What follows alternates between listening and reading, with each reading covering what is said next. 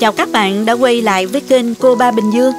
Ở Mỹ không có hàng quán ăn vặt như ở Việt Nam, nên khi thèm mình hay tự tay làm. Bột chiên là một trong số món ăn vặt vừa ngon vừa no bụng, lâu không ăn lại thèm. Quên sao được đĩa bột chiên sau khi tan học, tan làm trong buổi chiều mưa Sài Gòn. Hôm nay chúng ta sẽ tự tay làm bột chiên với cách làm rất dễ. Thành phẩm bột giòn bên ngoài, mềm thơm bên trong. Công thức sốt pha đậm đà chuẩn vị, ăn kèm với đu đủ bào, thêm mỡ hành và chút ớt cay cay thì ngon khỏi chê luôn. Từ nay không cần ra hàng mà vẫn có bột chiên để thưởng thức nha. Nào chúng ta cùng vào bếp ngay nhé. Các bạn đừng quên bấm đăng ký để nhận được những video nấu ăn mới nhất của mình nha. Mời các bạn tham khảo thành phần nguyên liệu đơn giản trước khi thực hiện nhé. Có nhiều bạn hỏi mình về những dụng cụ nhà bếp mà mình hay sử dụng. Hiện tại các bạn có thể tham khảo link phần mô tả của video này nha.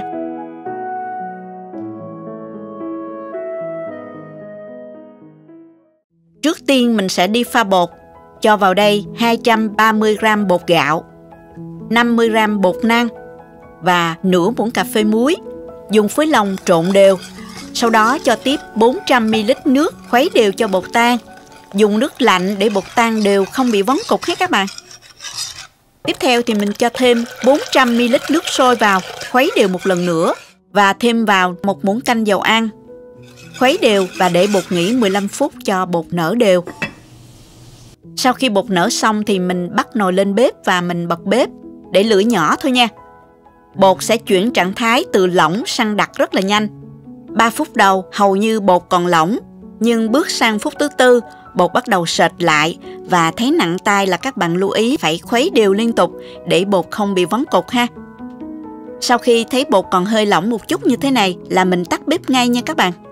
Sức nóng trong bột sẽ làm nó tiếp tục đặc lại nữa là được. Và nếu lỡ bột của các bạn bị vón cục thì mình cũng có thể dùng máy trộn bột cầm tay đánh tan cho đều ha các bạn. Sau đó thì mình chuẩn bị một cái khuôn như thế này. Cho một ít dầu vào khuôn và tráng đều khuôn để cho chống dính. Tiếp theo thì mình cho bột vào khuôn, dàn đều ra ha các bạn.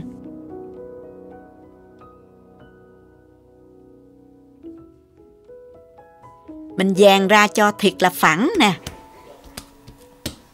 Và mình dùng một tờ giấy nến ép lên bề mặt và dàn phẳng ra. Bây giờ mình sẽ đem chỗ bột này đi hấp nha. Đun sôi nước trong xửng hấp. Mình cho bột vào xửng và mình hấp trong vòng 15 phút. Nhớ là mình lót nắp nồi bằng một cái khăn để tránh nước rớt xuống bề mặt bánh bột của mình ha. Sau 15 phút thì mình thử xem bột đã chín chưa bằng cách là mình dùng một chiếc que tre xiên vào bột. Và mình thấy que nó không dính bột như thế này là đã chín rồi đó các bạn. Mình lấy bột ra và để nguội. Sau đó mình bọc ráp lên bề mặt của bột cho bột không bị khô. Chờ bột nguội một chút rồi mình cho vào ngăn mát tủ lạnh từ 6 đến 8 tiếng cho đến khi bột nguội hẳn nha. Trong lúc chờ thì mình ra ngoài vườn để cắt đu đủ và rau thơm để ăn kèm nè. Bột chiên thì không thể thiếu đu đủ nha các bạn. Nhà mình có khu vườn nhỏ xinh xinh, trồng một ít rau thơm, tự cung tự cấp. Vừa mưa xong nên mọi thứ đều tươi mới và dễ chịu lắm.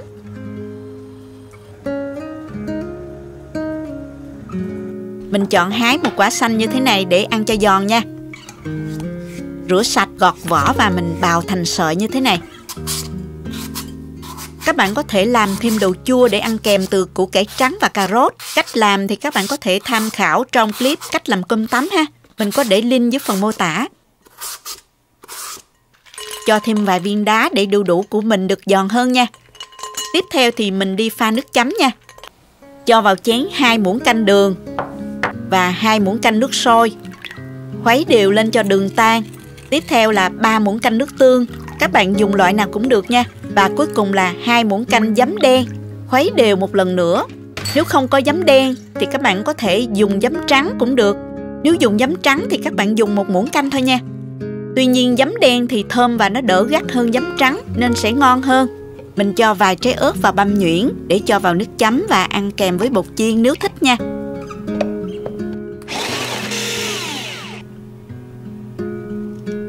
Bây giờ mình đem bột đi cắt thành từng miếng vừa ăn.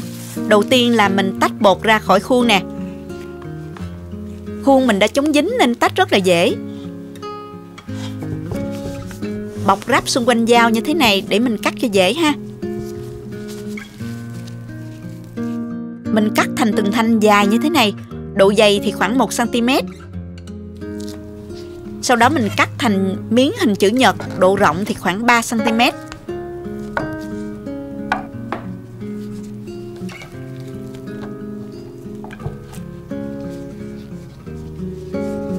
Các bạn xem bên trong bột rất mềm và mịn luôn nè. Chỗ bột này mình làm đủ cho khoảng 4 đến 5 phần ăn nha các bạn. Nếu bạn nào thích miếng bột có màu nâu bắt mắt á, thì mình có thể ướp vào một muỗng canh hắc xì dầu tùy thích nha.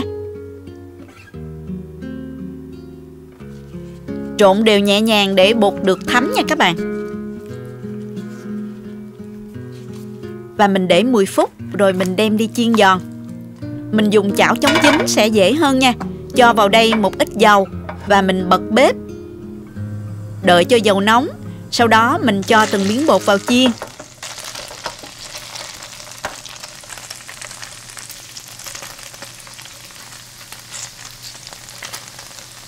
Mình chiên cho đến khi hai mặt của miếng bột nó được giòn. Dùng hai cái phới dẹt như thế này để trở cho dễ ha các bạn. Mình chiên giòn như thế này mới ngon nè. Nhớ là đừng chiên mềm quá sẽ không ngon đâu nha. Bây giờ mình cho vào chảo 1 đến 2 cái trứng gà tùy thích. Đánh cho trứng nó tan đều ra và chiên cho tới khi trứng nó chín luôn. Các bạn có thể cho trứng trực tiếp vào chảo hoặc mình đánh tan trứng trước rồi cho vào bột tùy thích. Mình thấy ở ngoài tiệm á, người ta hay cho trực tiếp nên bắt chước cho nhanh nè. Rồi mình cho bột chiên ra đĩa. Cho thêm mỡ hành hoặc là hành tươi lên bề mặt bột chiên. Nếu cho hành tươi các bạn nhớ là cho lúc còn nóng trên bếp nha. Tiếp theo là đu đủ bào sợi và một ít đồ chua lên mặt. Cho thêm một ít ớt xay hoặc có thể ăn kèm với tương ớt cũng ngon nha các bạn. Cho thêm vài cái lá rau thơm, vừa trang trí cho đẹp vừa ăn kèm nữa nè. Mình cho ớt băm nhuyễn vào nước chấm ăn kèm với bột chiên nếu thích. Vậy là mình đã hoàn thành xong món bột chiên trứng rồi đó các bạn. Các bạn thấy có thèm không nè? Miếng bột chiên vàng, giòn dai bên ngoài, mềm mịn bên trong. Lẫn vào đó là hương thơm và độ mềm xốp của trứng gà. Khi ăn, rưới nước sốt đậm đà ăn kèm.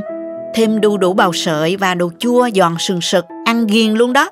Rất nhớ những xe bột chiên ngoài đầu hẻm. Mỗi buổi chiều đi học về, đi làm về đều bị mùi thơm của nó quyến rũ. Đặc biệt là vào những buổi chiều mưa hơi lạnh lạnh, có đĩa bột chiên nóng hổi thì còn gì bằng. Lũ trẻ con nhà mình thích lắm.